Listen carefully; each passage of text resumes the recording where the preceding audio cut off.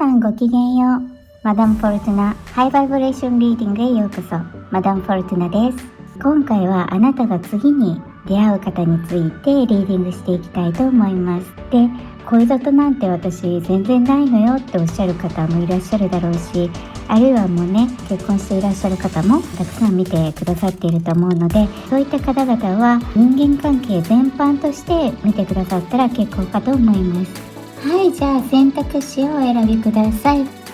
で、今すぐね、決められない方はここで一時停止ボタンを押して決めてくださっても結構ですし、一つに絞りきれないわっておっしゃる方は気になる選択肢すべて見ていただいても結構です。で、例えば恋愛に関するのは A とかね、人間関係全般に関するものは C とか、ご自分で好きなように当てはめてみていただいて結構です。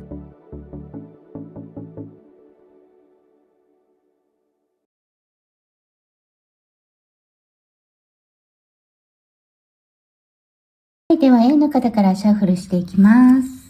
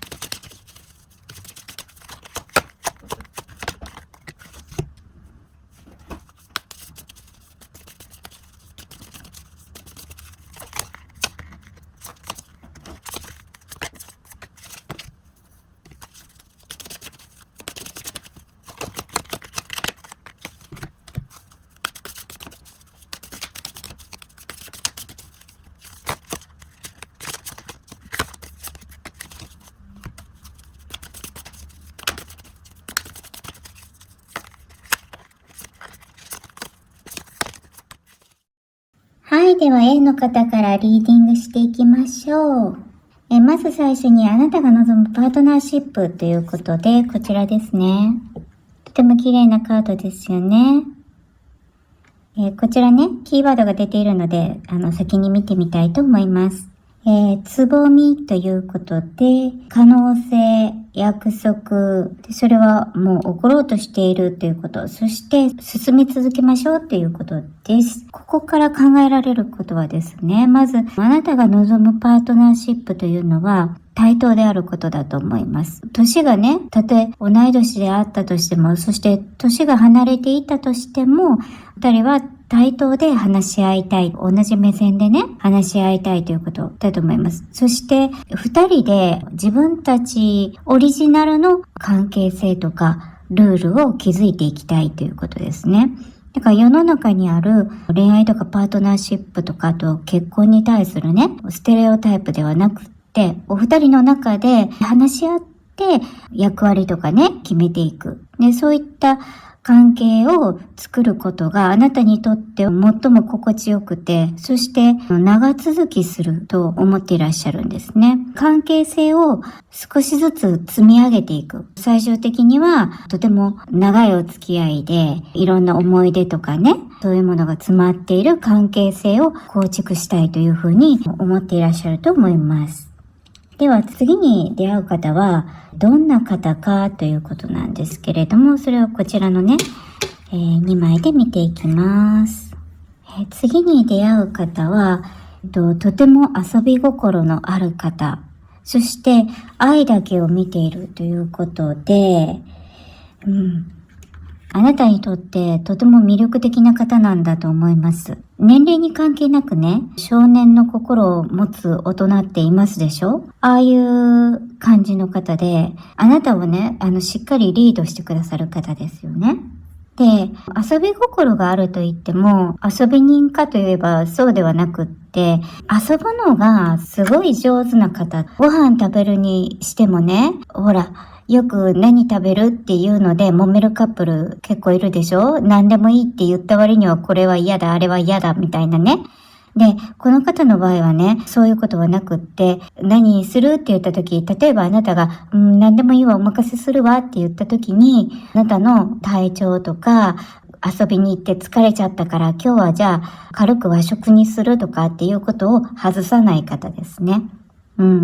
で、中にはね、いろんなお店を連れて行ってくれると、それだけ前にいろんな方とデートしてたんじゃないかみたいな感じで勘ぐる方もいらっしゃると思うんだけれども、この方の場合はそうじゃなくって、本当に遊び心と好奇心が旺盛で、新しいお店ができたとかっていう情報をしっかりキャッチしといて、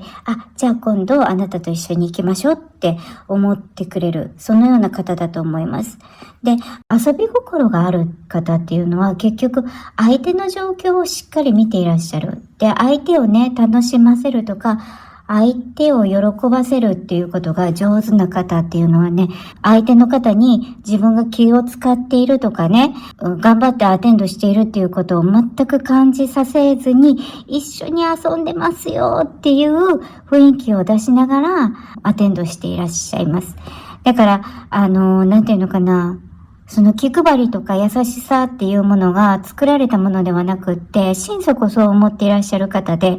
それを、無理してやっていらっしゃるのではないから、もう周りも気を使うことなく、この方と一緒にいたらとても楽しいっていうね。一緒にいたら楽しい方っていらっしゃいますよね。話題がいつもこと書かないとか、そういった遊び心を持っていらっしゃる方だと思います。で、きっといろんなことに興味を持っていらっしゃって、食べることもきっと好きだろうしね、テーマパークとか、新しいお店とか、なんかそういったことも広く知識を持っていらっしゃる方だと思います。で、愛しか見ていないということは、もうあなたしか見ていないから、浮気を疑う余地が全くない方だと思います。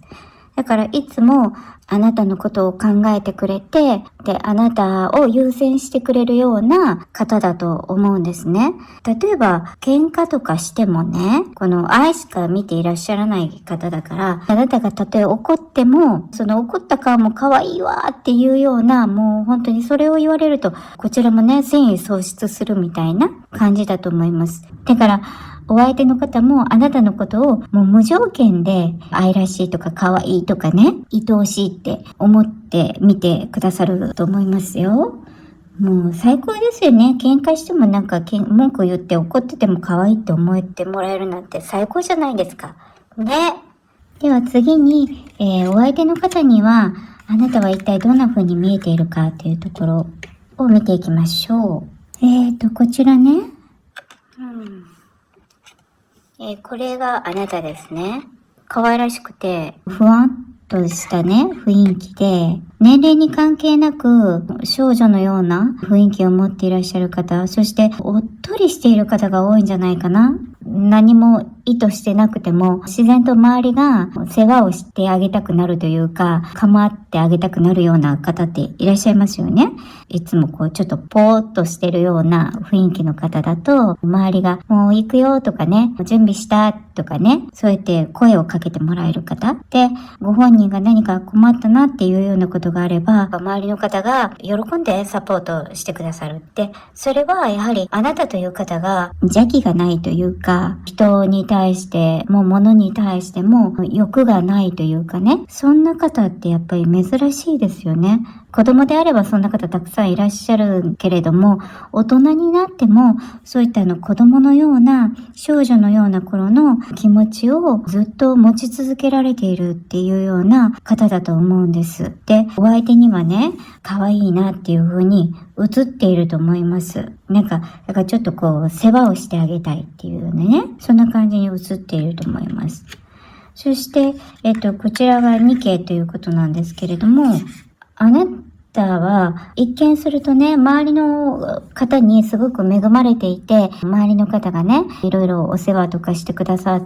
て、目的とか目標とかそういったものがあまりなく、流されるままに生きているのかというと、実はそうではなくって、しっかりと自分のビジョンとか目標とかを持っていらっしゃって、そしてそれを地道な努力でコツコツと頑張られるタイプというふうにお相手の方には見えていると思います。で、すごく真面目でね、頑張り屋さんという風に映っていると思います。で、そういったところも可愛いんだと思うんです。やっぱり、ほら、番組で初めてのお使いっていうのありますでしょ？で、子供たちがさ、初めてお使いを一生懸命頑張ってみんな言ってるじゃないですか。なんか、あんな気分っていうかね、なんかなんとしてもやり遂げてほしいとか、成功してほしいとか、で、それを見守ってあげたいとか、手伝ってあげれるものだったら手伝ってあげたいって思えるような方なんだと思います。だから、決して、今まで、ふわっとした雰囲気を持っていらっしゃるからね、周りには、ふわっとなんとなく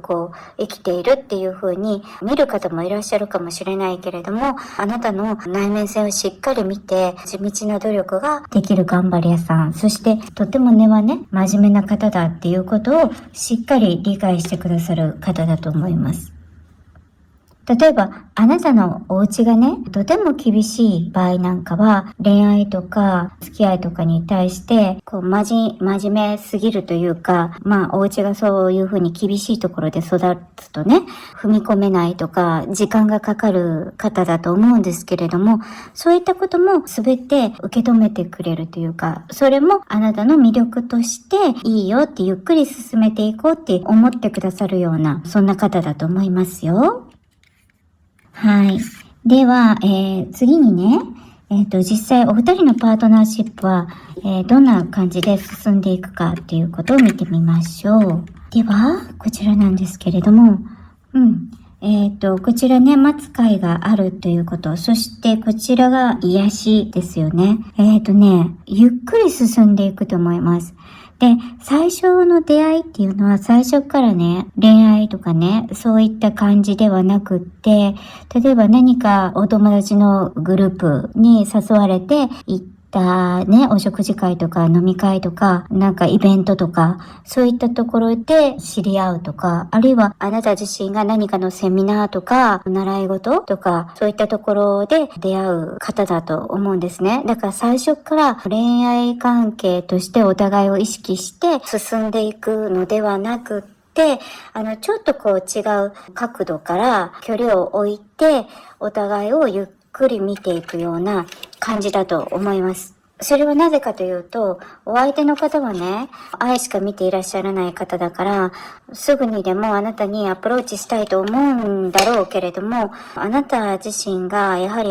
恋愛に対してちょっと奥手というか、ゆっくり育みたいというような感じの方であるということをしっかり見て取っていらっしゃって、ゆっくりと関係性を深めていこうとしてくださると思います。だから、もしかすると、あなたにとって進行状況があまりにもゆっくりすぎて、なんか、ちょっともういつまで待たせんのよ、みたいな感じに、思うかもしれませんけれども、ベストのタイミングで関係性っていうのは一気に進んでいきますから、ゆっくり待っていていただきたいと思いますし、そもそも恋愛の一番の醍醐味って、恋人関係になるまでが一番盛り上がると思うんですよね。その時が一番ドキドキするというかね。一旦ね、恋愛関係が始まってしまえば、お二人の関係性っていうものを、次はパートナーシップを構築していくっていうプロセスに入っていきますから、またフェーズが変わりますよね。だから、その恋が始まるまでのドキドキっていうのは、もうその時しか味わえませんから、その期間を十分に楽しんでいただきたいなと思います。で、実際のところね、あなたにとってこのパートナーシップっていうのは癒しになると思います。で、その癒しになるというのはどういったことかというと、やはり彼が愛しか見ない方だからだと思います。だから A を選んでくださった方ってもしかするとパートナーシップで今まで傷ついた方がいらっしゃるんじゃないかな。なんか、やっぱり魅力的な方って、なんていうかモテるから、モテるということに対して、忠実な方っていらっしゃるでしょ？本能のままに行ってしまうような。で、そういった方って確かにモテて、魅力的で一緒にいたら楽しいかもしれないけれども、なんかいつも内心ハラハラしてないといけないとかね、心配していないといけないっていうのはやっぱり長く続く関係ではないですよね。やっぱり疲れてしまいますから。で、過去にやはりそういったね、ダメージを負ったことがあるのかもしれませんね。で、彼の場合は、あなたにとってとっても魅力的な方なんだけれども、そういった心配が一切ない方です。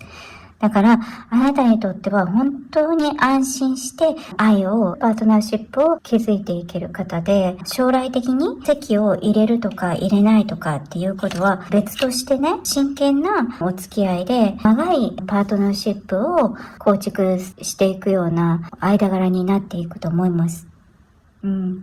で、やっぱりゆっくり進んでいくっていうのは、あなたの心が傷ついたね、心とか、持ったままパートナーシップを結んでいくと、それが癒されてないと、何かの拍子に、その過去のトラウマというか、ネガティブなパターンっていうのが顔を出してきて、二人の関係性の不和の元になることってよくあるんですよね。だから、そういったことが、ないように、あなたが完全に癒されて、本当に、お相手の方と正面から向き合って、パートナーシップを築いていけるようになるまで、それまでは、ゆっくり進んでいく、そのような感じがいたしますよ。はい。では、最後にね、二人の関係をうまく育てるために今知っておくべきことということで、こちらね、正直なところあなたの真実は何ですかっていうことなんですけれども、今までのね、話からして、あなたはちょっとお相手に言いたいこととかあっても、我慢して飲み込む方じゃないかしら。だから今まで本当は、お相手に、そういうことするのやめてよとかね、私そういうことされると傷つくとか寂しいとか悲しいとか腹が立つとか、いろんな思いがあっても、それを言ってしまうと、この二人の関係性が潰れてしまうと思って、ぐっと飲み込んでね、言わずに我慢していらっしゃった。で、我慢した割には、その二人の関係性っていうのは、やっぱり我慢してると、お相手は、それを認めてくれているっていうふうに理解しますから、関係性って絶対良くならないんですよね。二人で対等に、二人だけのパートナーシップを構築していこうと思えば、あなたが感じていることっていうのは、やはり、お相手に伝える努力をすべきだと思います。で、コミュニケーションがすごく大切。それ以外にもね、優しいからこそ、オブラートに包んでお話をするとか、またタイミングを見てね、話しようと思っている間にそのタイミングを逃してしまうことってやはりありますでしょ？あなたの本当の声っていうものをお相手は届けてほしいと思う方なんですよね。で、なぜならもう愛しか見ていない方だから。で、たとえあなたにとってそれがとっても言いにくいことだったとしても、お相手の方はたとえね、あなたが怒っていても可愛いなと思って受け入れてくださる方だから、言いにくいこととか、昔こんなことで傷ついていて臆病になっているとか、こういうシチュエーションは嫌なんだとかっていうようなことをおっしゃれば、お相手の方は、むしろ、よく言ってくれた、僕によく打ち明けてくれたねって言って、とても、なんていうのかな、誠心誠意、あなたのお話を聞いて、受け止めてくださる方ですから、あなたにとって真実であるということを言わなければならないというかね、感じていらっしゃること、嬉しいことは嬉しいとおっしゃったらいいし、嫌なことは嫌だっておっしゃっていいんですよ。とにかくこのお二人の場合は対等に二人でね、関係性を自分たちオリジナルの関係性を構築していかなければならないから、あなたも自分が思っていること、感じていることを包み隠さずお話しするっていうことを心がけてみてくださいね。はい。では、ここまで来て、やっぱりこの方とどういったシチュエーションで出会うのかっていうのちょっと気になりますよね。それちょっと見てみましょうね。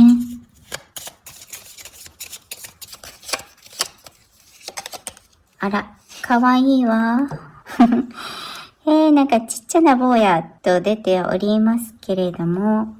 そうですね。季節としては初夏にかけてではないでしょうか。そしてここにコーリングって書いているので、なんかやはりお友達とか周りの方から連絡が来てみないって言われるような、ちょっとそういったお呼びがかかるようなシチュエーションで、何の意識もなくね、お出かけしていった先にその方がいらっしゃって出会うと思いますよ。はい、なんか楽しみですね。きっととても愛されて可愛がっていただけると思うのでね、新しい出会いにどうぞ期待なさってくださいね。はい、では A の方のリーディングこれで終わりたいと思います。ありがとうございました。もしよろしければグッドボタンとチャンネル登録で応援していただけるとありがたいです。ではまたお会いしましょうね。ごきげんよう。はい。では次、B の方、シャッフルしていきたいと思います。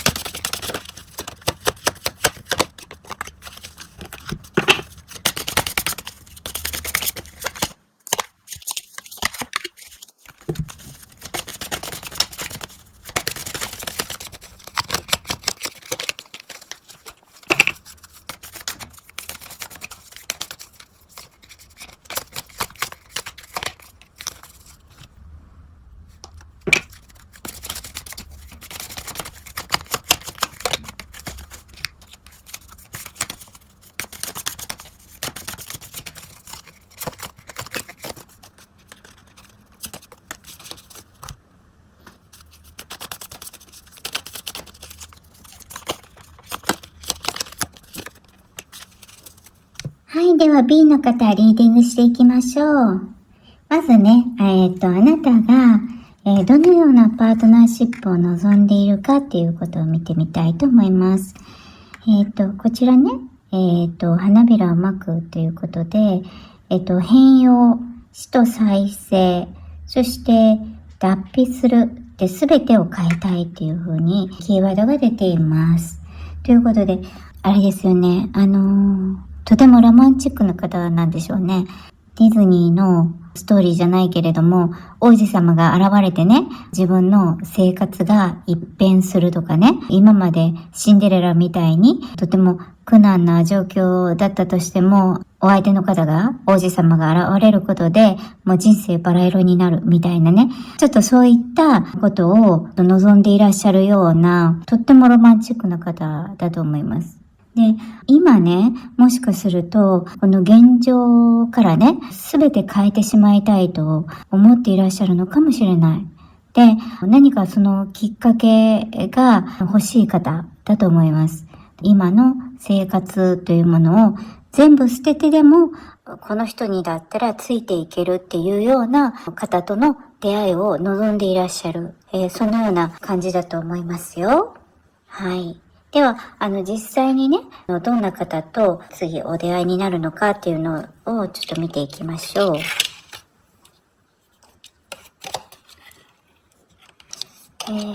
こちらなんですけれども、次にね、あなたが出会う方っていうのは、もうあなたの望み通りの方じゃないでしょうか。積極的に愛を表現してくれる方だと思います。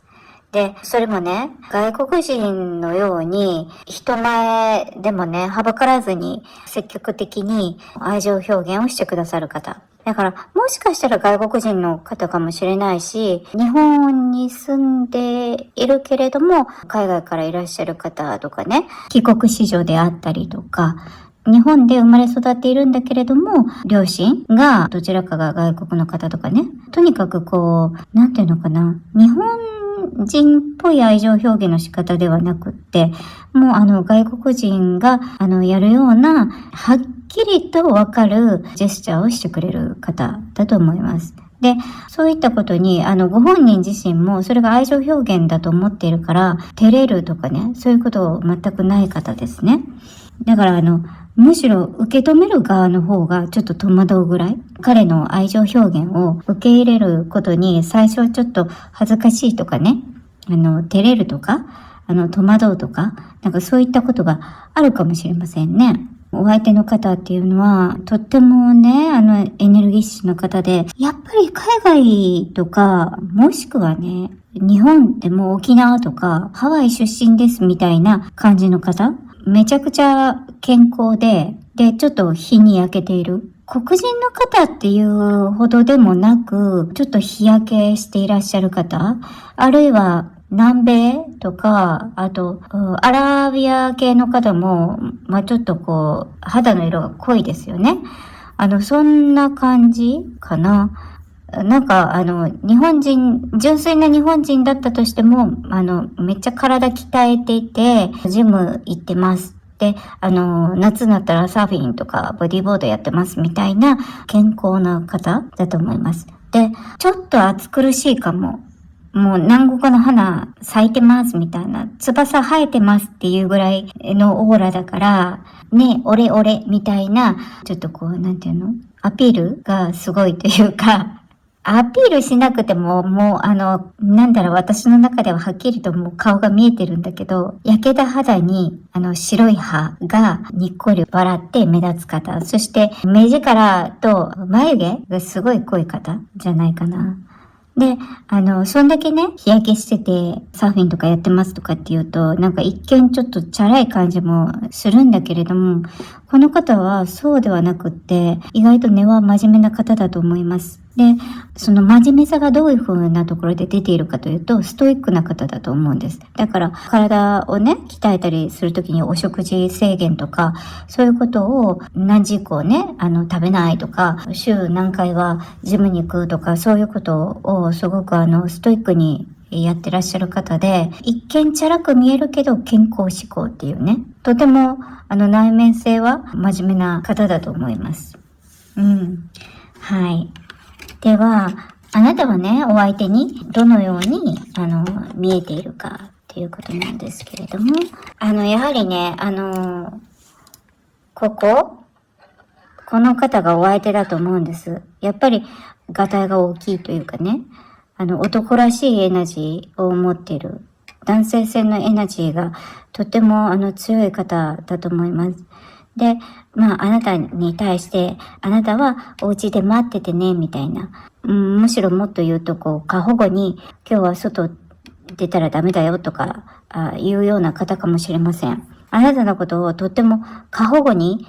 可愛がってくださると思います。それはなぜかというと、あなた自身が今ちょっと傷ついていらっしゃる方が多いのかもしれません。イシスっていうのは復活とか再生の女神というふうに言われているんですけれども、ちょっと今何か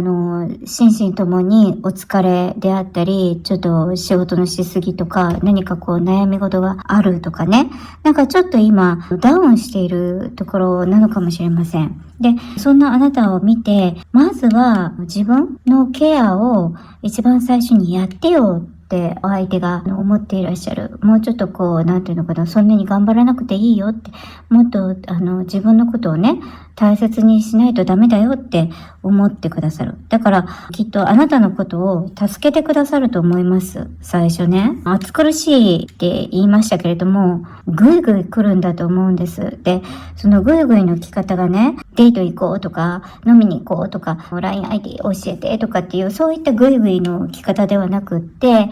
なんかあったら手伝うよとか、あなたがどっか行こうとしたら、じゃあ僕も一緒に行こうかとか、ついて行こうかとかね、週末何してんのみたいな感じで、あなたのサポートをしたいとか、あなたを、ちょっとこう癒してあげたいというか、こう、健康志向の方ですから、健康にね、するために、ちょっとマインドもリセットした方がいいなと思って、じゃあ、ちょっと海に行くとかね、なんかそういった感じで、気晴らしをさせたいと思って、ぐいぐいと積極的にやってこられると思います。で、それほど彼にとってあなたはちょっとこう気になるというか心配になる、ケアしてあげたいと思わせるような方で、自分一人で私は生きていけますっていうような方ではないっていうことです。やっぱりパートナーのサポートが必要であるなっていうふうに思わせる雰囲気を持っていらっしゃる。女性らしくって、可愛らしくって、とてもスイートでね、なんていうのかな、一人でほっとけないなって思わせるような雰囲気を持っていらっしゃる方なんだと思いますね。はい。では、次にね、実際お二人の関係はどういった具合で進んでいくかっていうことなんですけれども、こちらね、お相手がぐいぐい来るもんだから、あなたはもうめちゃくちゃ引くというか、ブレーキかけまくるというかね、そんなぐいぐい来ないでよっていう感じでね、一旦は引かれると思います。で、それはなぜかというと、やっぱり今ちょっと心身ね、どちらかが弱っていらっしゃるというか、なんか、もしかすると最近、お別れになったとか、離婚されたとかね、もしくはお仕事で何かこう、なんていうかな、自分が思うような結果を得られずに、ちょっと悔しいとか、そういった思いをされているとかね、何かこう、ご自分にとってあんまりよろしくない状況にいらっしゃると思うんです。で、そういった時ってやっぱりこの恋愛モードに誰もなりませんよね。今はもうちょっとこう自分のことにいっぱいで、ね、誰かとお付き合いするなんてちょっと考えられないわっていうふうにあなたは思っていらっしゃるから、ちょっと待ってっていう、今ちょっと私そんなモードじゃないのよというかね、そんな気分じゃないのよみたいな感じに思って最初はいらっしゃると思うんですけれども、なんといってももうこの陽の気が爆発してる方だから、なんていうのかな、しつこさとはまた違うんですよ。ぐいぐい来るんだけど、なんてこう、なんかしつこいとか、ねちっこいというんじゃなくって、いつもにっこり笑顔で、その笑顔に下心がないというか、すごい爽やかな積極性を持ってね、いらっしゃるから、あなたも一旦はブレーキをかけるというか、そんなぐいぐい来られてもって思うかもしれないけれども、知らない間にどっぷり相手のペースに巻き込まれて、ね、なんかうっとりしてますよね。知らない間にね、ちゃっかり相手のペースに飲まれると思います。で、飲まれるのはなぜかというとね、やっぱり一緒にいて、陽の気を持っていらっしゃる方だから、あなたにとって必要な方だと思うんです。やはり再生していこうと思っていらっしゃるわけだから、そんな時にね、やっぱり、ちょっとこう、陰な方ってしんどいでしょ？でも、太陽そのものを背負ってきましたっていうような、やっぱり陽の気の方っていうのは、今のあなたにとってはこの陽の気がとても必要なんですよね。だからデコとボコがうまく合うという感じで、知らない間にお相手のペースにしっかり乗っちゃっているっていう感じですね。で、それでいいんです。あなたがね、望んでいらっしゃるような、本当に自分を変えてくれるような、リニューアルしてくれるような相手を望んでいらっしゃいますから、あなたの潜在意識がね、それを望んでいるんです。潜在意識は今のあなたに必要なエナジーっていうのをしっかり分かってるんですね。だから今のあなたには、この陽のエナジー、ね、そしてぐいぐい積極的に愛情表現をしてくれる、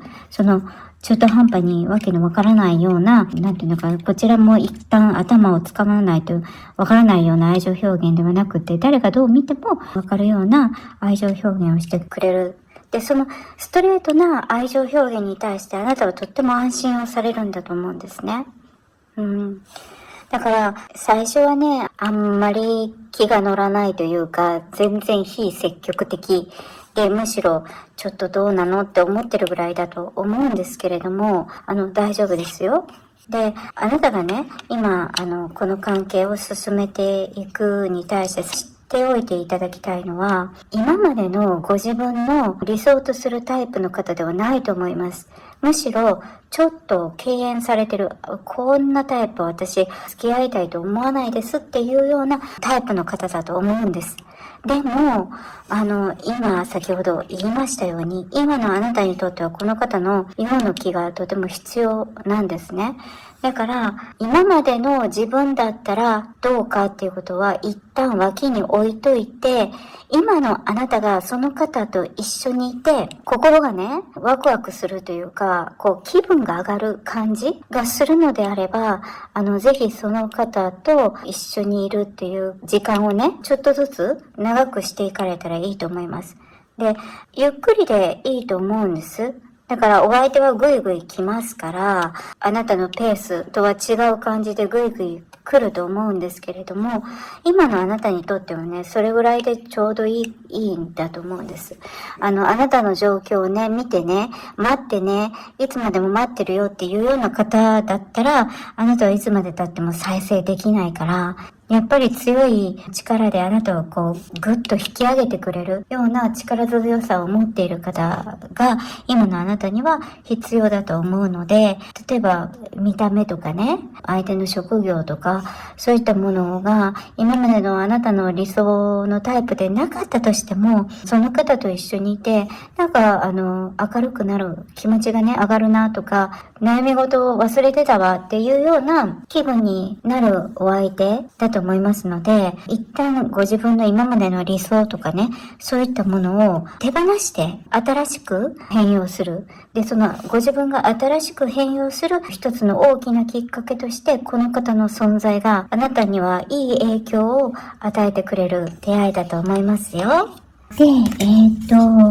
この方とね、いつどんなシチュエーションで出会うかっていうのね、ちょっとそれも追加でね、見てみたいと思います。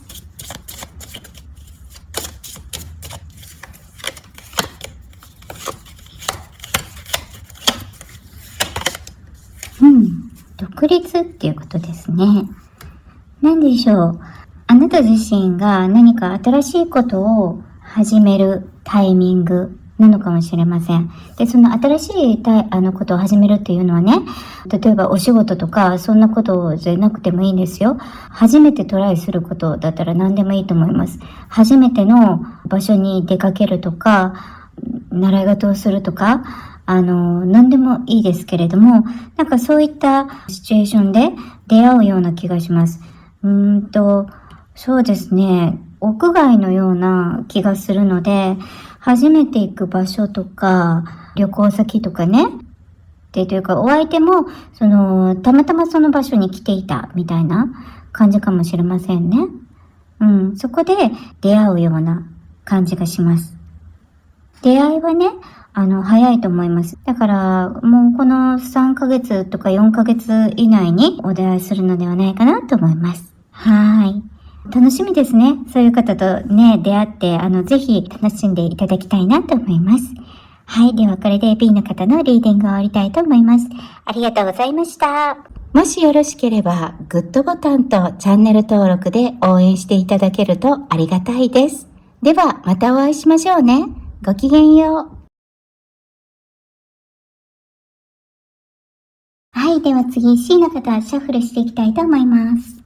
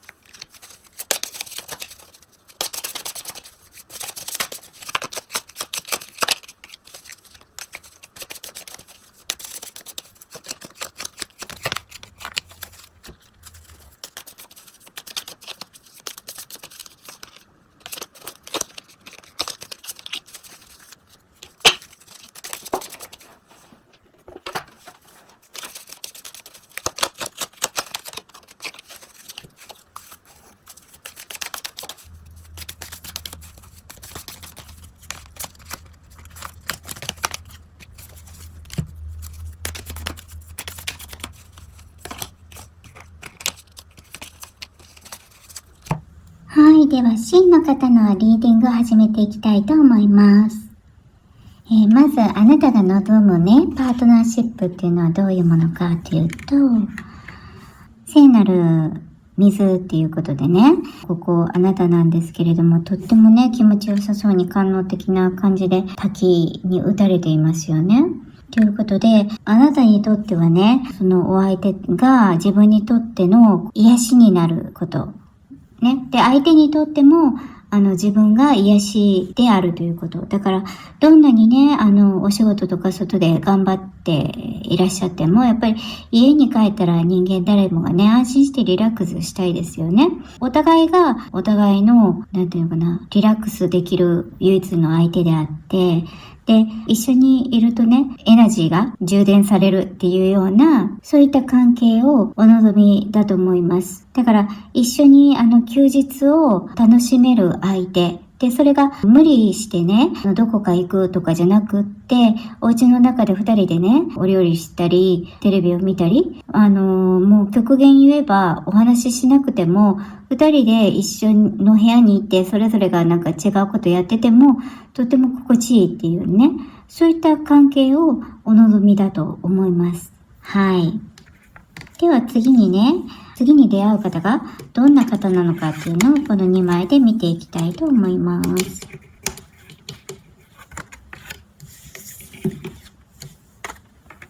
はい。次に会う方はね、そうですね、あなたよりお立場か年齢が上の方じゃないかしらね。で、あなたをリードしてくれる方だと思います。で、ケミストリーっていうところで強くね、お相手にあなたが引きつけられると思います。で、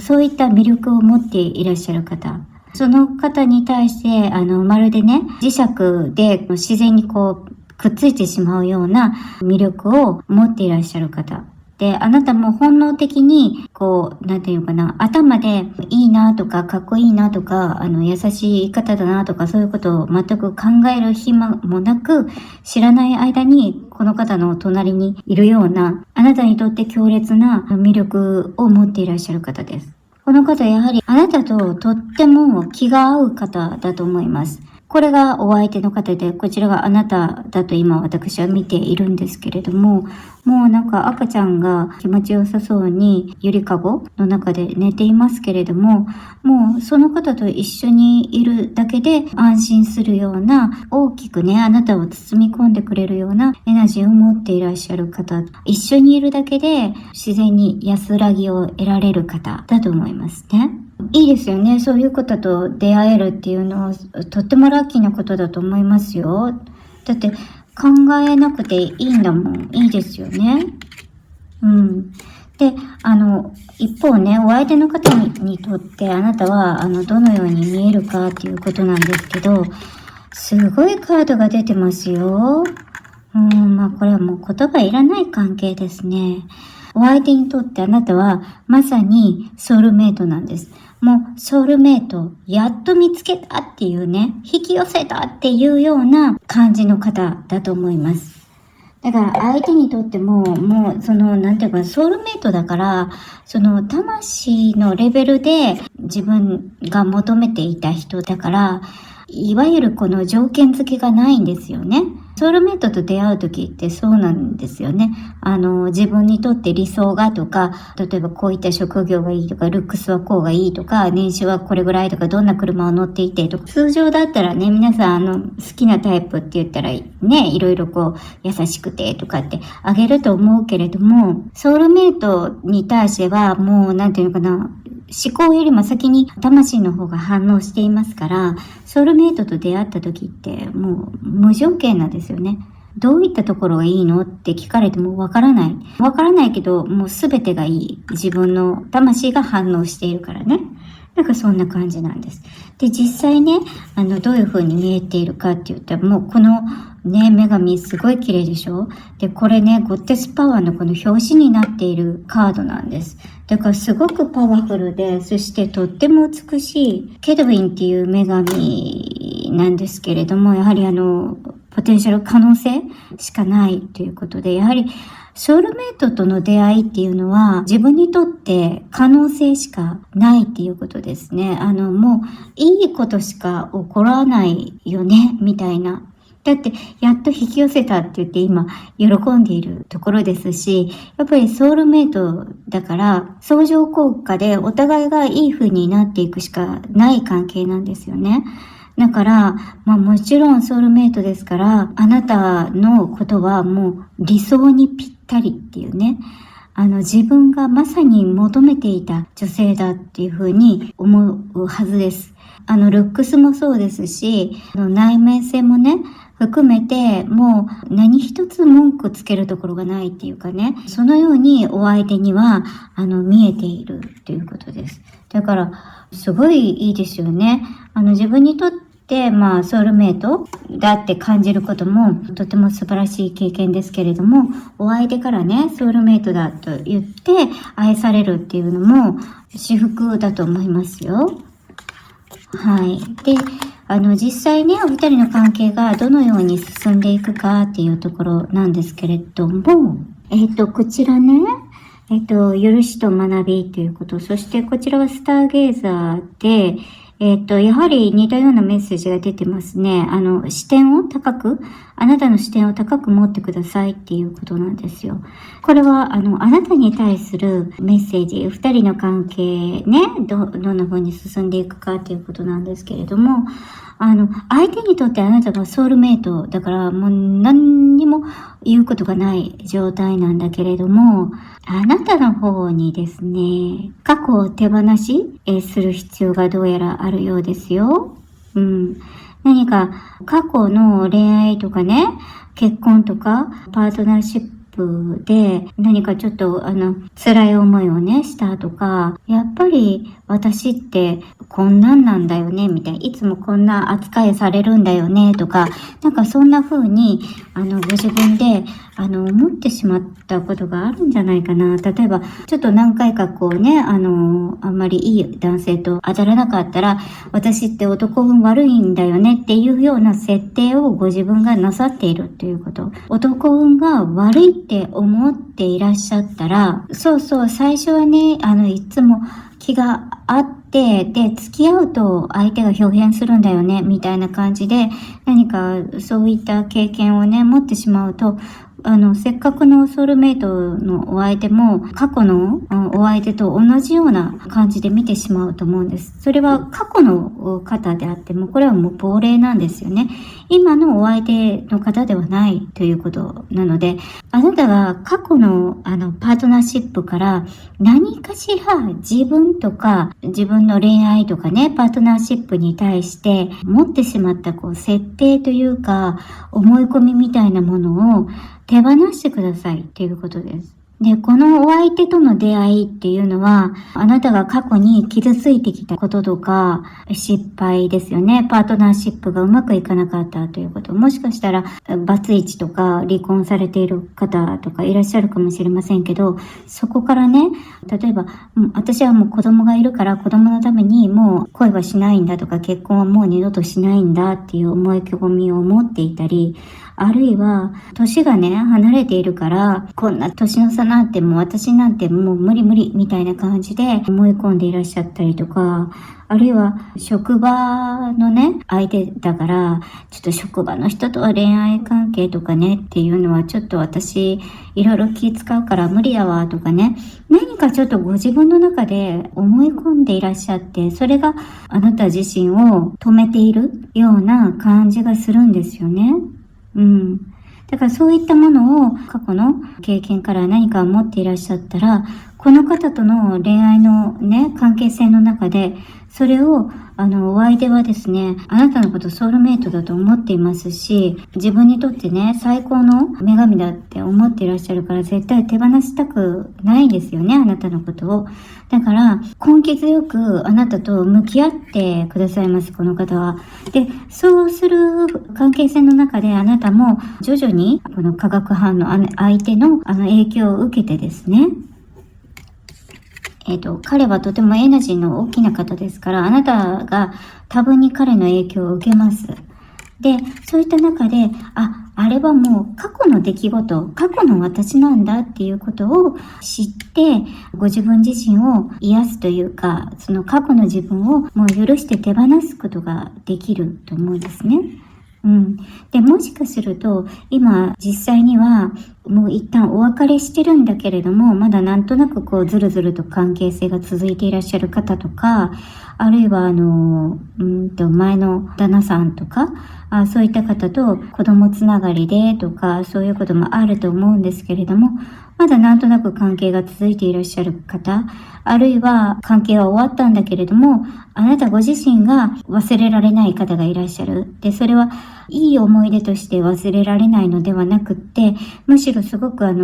辛い思いをしたとか悔しい思いをしたからこそ執着して忘れられないというお相手がいらっしゃるのかもしれませんけれども、そういった過去の出来事っていうのはもうあなたにとって過去の人はもう亡霊だからね。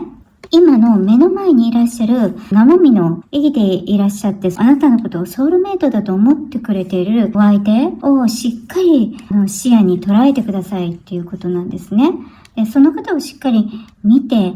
関係性を育んでいくことによって、あなたも過去の辛い出来事があったとしても、それは癒していかれますよっていうことです。ということは、あなたにとってね、理想の相手なんですよね。お互いが、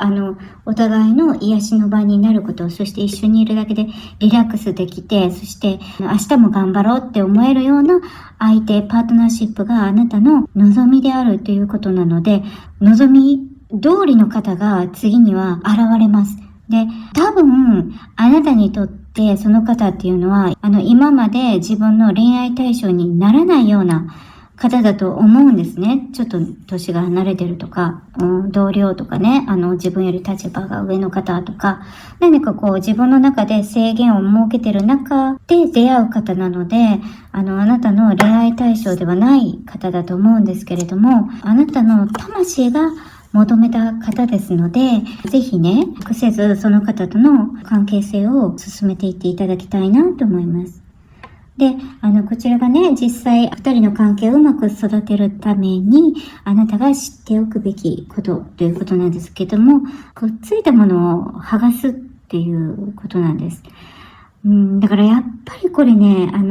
あなたに対するメッセージで、過去の関係性とか、過去のパートナーシップから得たご自分の自己イメージ、結局最終的に私振られるんだよねとか捨てられるんだよねとか、あといつも働かなくなってちょっとニートになるとかね、自分に依存されるとか、そういったパターンがあったと思うんですけれども、それはね、過去のものだから、今のこのお相手との関係性に持ち込まないでくださいねっていうこと。で、それを持ち込んでしまうと、また同じことを繰り返しちゃうから、ね、望みとして、お互いが癒しになること、そしてお互いがお互いの一番のファンであって、一番の協力者、サポーターであるっていうことを、そういったことを望んでいらっしゃる。で、その望みにぴったりな方が、現れますので、過去のね、ことは一旦忘れていただきたいなと思います。はい。では最後にね、この方とどういったシチュエーションでね、会うのかっていうのをちょっと見てみましょうね。最後にね。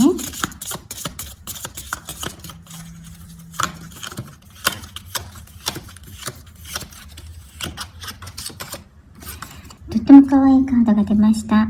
いや、もう、近々会うんじゃないでしょうかね。そして、何かご自分が好きなもの、何でしょう、何か趣味があったら、趣味を通じて出会うような気がいたします。はーい。では、楽しみにしていらしてくださいね。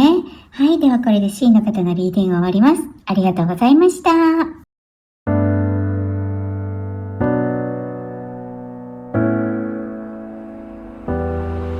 最後までご覧くださりありがとうございます。チャンネル登録とグッドボタンよろしくお願いいたします。